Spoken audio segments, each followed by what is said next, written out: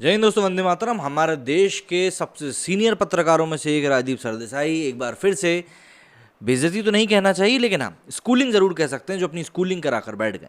दरअसल राजदीप सरदेसाई और उनके ही जैसे कुछ और पत्रकार ऐसे भी हैं जो कि जब किसी से सवाल जवाब करते हैं तो इनको एक कला बहुत अच्छे से आती है कि ये अपने शब्द सामने वाले के मुंह से निकलवाने में काफ़ी माहिर होते हैं।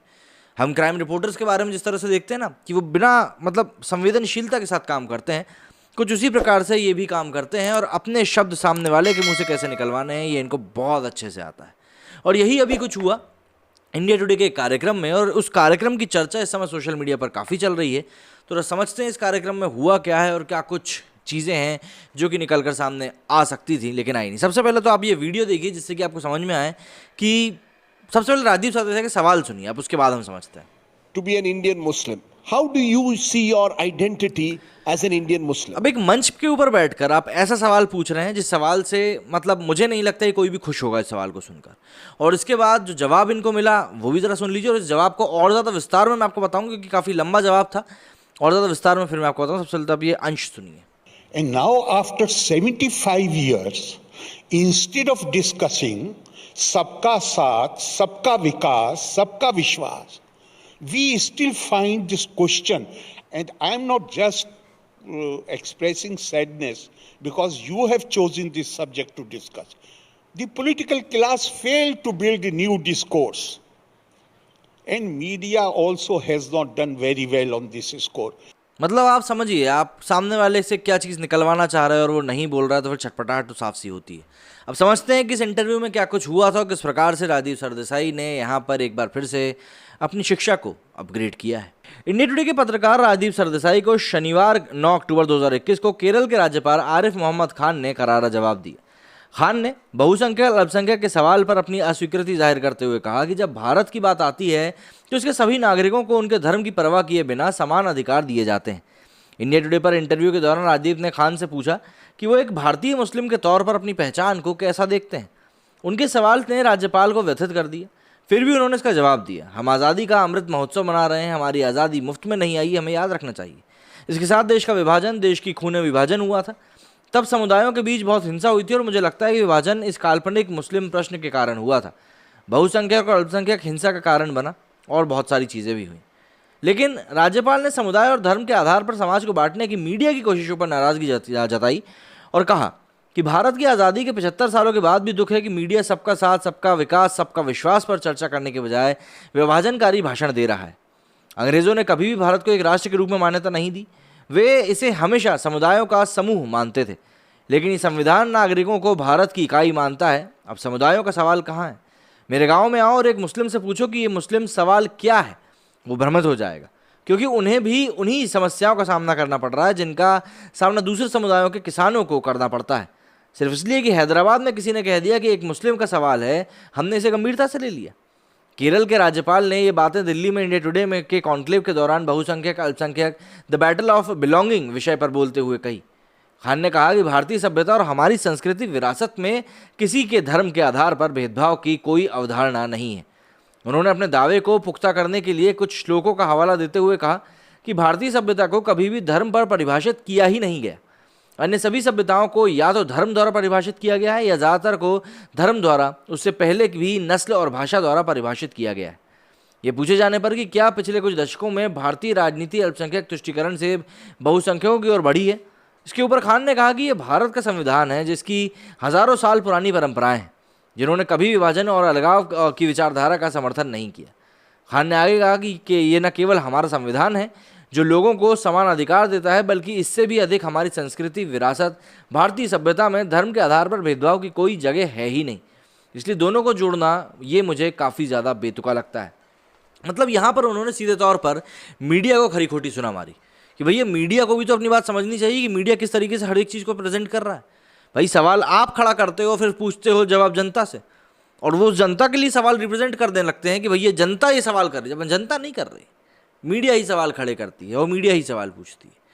राजदीप सरदेसाई यहाँ पर व्यथित तो दिखाई दिए जवाब से, लेकिन बात वही है कि वो वहाँ पर एज अ एंकर बैठे हुए थे, वहाँ पर वो इंटरव्यू ले रहे थे, तो व्यथित तो दिखाई दे नहीं सकते थे। लेकिन हाँ, फिर भी उनकी बॉडी लैंग्वेज से इतना समझ में ज़रूर आ गया था कि उनको ये जवाब उनके शब्दों के अनुसार नहीं मिला है। अब जरा ट्विटर की तरफ भी देख लेते हैं, क्योंकि पब्लिक इसको लेकर काफ़ी रिएक्ट कर रही है, मज़े ले रही है, और इवन राजीव सरदेसाई को भी ये ट्वीट अच्छे नहीं लगे, मतलब उन्होंने भी इसको लेकर काफ़ी ज़्यादा ट्वीट किए हैं। जैसे शाजिया इल्मी ने ट्वीट किया था कि Kerala government slams Rajiv Sardesai after 75 years of independence, creation of Pakistan, why does media still perpetuate the idea of minoritism, there is no concept of separate electorate here, I am an Indian citizen। इसके ऊपर राजीव सरदेसाई ने जवाब देते हुए लिखा, governor slams me, where did that come from? A robust samvad dialogue isn't slamming. If you believe in true citizenship, please reject both minoritism and majoritism. Media is a soft target. Real flaw lies in political leadership. लो संयम।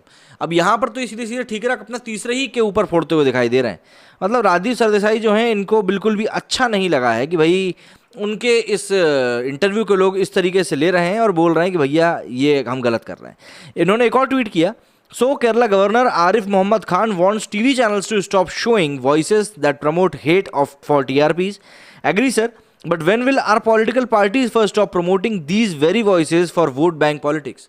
तो भाई मतलब ये है कि पहले उससे बंद कराओ, फिर हम बंद करेंगे। वही बात कर रहे हैं कि भैया पॉलिटिशियंस को बोलो आपकी वो बंद करें, तो हम बंद कर देंगे। इसी के ऊपर पब्लिक का काफ़ी रिएक्शन सामने आ रहा है। हम उस रिएक्शन की तरफ ज़रा देख लेते हैं, जिससे कि हमें समझ में आए कि भाई आखिर ये क्या चीज़ है जो ये करना चाह रहे हैं लेकिन कर पा नहीं रहे हैं। ऑब्वियस सी बात है, क्योंकि कई सारी चीज़ें जो इसमें इंक्लूडेड हैं, और अब देखते हैं हम लोग क्या हो सकता है इसको लेकर। तो भाई सबसे पहले तो यही वो ट्वीट है जिसकी हम बात कर रहे थे। इसके ऊपर सबसे पहले हीरक लिखते हैं, did he say anything wrong, why there is always but when it comes about BJP, why can't you simply repeat the beautiful message by Arif Sahab. नहीं, बट प्रोपेगेंडा घुसना तो बहुत ज़रूरी है। इसी के आगे नीलेश सलारती लिखते हैं, Rajiv sir, sitting here in Mumbai, I come to know about a case in some remote village of UP or Kerala only by watching your news. It promotes more hatred if you stop giving 24/7 coverage. I will not notice it. So no hatred. Work smartly. Seems like you are never wrong. मतलब आपकी तो कभी गलती होती ही नहीं, आप इस तरीके से बात कर रहे हो। नवीन लिखते हैं, the race of पहले आप when someone suggests, but the same media house suggests that all changes should start at home, just that the home is a home set should start from is not, पता नहीं कैसे लिखते हैं भैया। बिमल लिखते हैं, is it necessary to emulate politicians if they are doing something wrong? Promoting hate for TRP is the lowest level of journalism one can do. ठीक, सामने वाला अगर कुछ गलत कर रहा है और उसको आप इस तरीके से प्रेजेंट कर रहे हो कि आपके पास व्यूअरशिप ज़्यादा है, तो ये कहाँ का न्याय है। प्रतीक नायक लिखता है, I completely agree with you, but if news channel stops giving space to such debates and creating debate shows around the topic, then I think this can be stopped. For political parties it's their propaganda that they want to preach to gain votes, but we have to stop consuming that. Obvious सी बात है, अलग अलग parties आजकल इस debate का इस्तेमाल करने लगी हैं अपने प्रोपेगेंडा को फैलाने के लिए। अगर डिबेट्स बंद हो जाएंगी तो ये लोग प्रोपेगेंडा उतनी आसानी से फैला नहीं पाएंगे रैलियों के अलावा। ये भी लिखते हैं, why don't you ask that question to all those leaders who have been doing minority appeasement openly for decades now? No guts or fear of not getting a rasgulla? ओहो, ये तो ममता बनर्जी की तरफ गई बात। भारती लिखते हैं, I watched a full interview and the thought came to my mind was, उसे जगाया जा सकता है जो सो रहा है, उसे नहीं जो सोने की एक्टिंग कर रहा है। You were actually speechless but kept on trying to defend the indefensible. He spoke of how to unite India and you were arguing how to divide. Being Hindu लिखते हैं, media should stop these parties from promoting hate and dividing the society. If media is vigilant and unbiased, this can also this can and will also stop. But does this media have the will? इस तरह की बातें यहाँ पर हो रही। तो obvious सी बात है, ये काफ़ी स्ट्रॉन्ग स्टेटमेंट्स थे जो कि दिए गए थे दोनों ही तरफ से, और काफ़ी ज़्यादा प्रमुख तौर पर बातें जो थी निकल कर सामने आई। लेकिन राजीव सरदेसाई की ये बात पब्लिक को पसंद नहीं आई, और इसलिए पब्लिक यहाँ पर उनको आईना दिखाती हुई भी नजर आई। मेरे वीडियो में फिलहाल इतना ही। यदि आप लोगों को कुछ कहना है तो अपना कमेंट सेक्शन खुला हुआ है, वहाँ जाकर आप लोग बात कर सकते हैं। मेरे वीडियो में फिलहाल इतना ही। जय हिंद, जय भारत।